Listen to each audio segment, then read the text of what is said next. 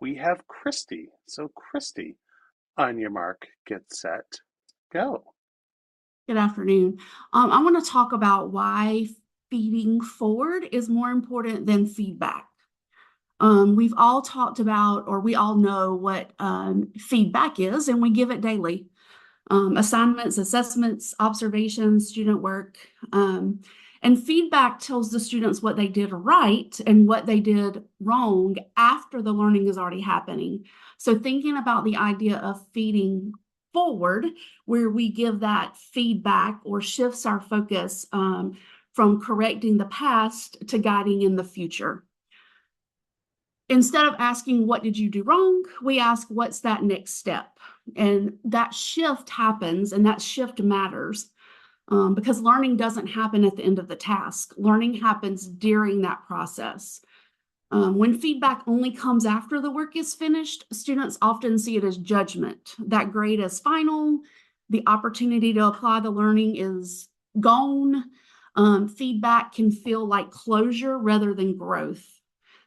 Feed forward, on the other hand, happens while learning is still unfolding. It gives students that actionable guidance when they can still revise, rethink, and improve.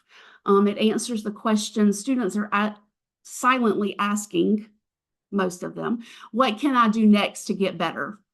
And thinking about this, I looked at or looking at John Hattie's research, which reinforces this idea that and he reminds us how important feedback is, but it's important when it can be acted on. Those three, and so I like to think about this as three questions. Where am I going? How am I going? And then what are my next steps? And Feed Forward directly addresses that third question, the one that actually moves the learning forward. So considering the difference in feedback says your explanation isn't clear, Feed Forward says in your next step, add a sentence explaining how you move from this step to the next step. One closes the door and one opens the door. Feed Forward also builds that student efficacy. When students know what to try next, they feel capable. Mistakes become information and not failure, and learning becomes a process rather than performance.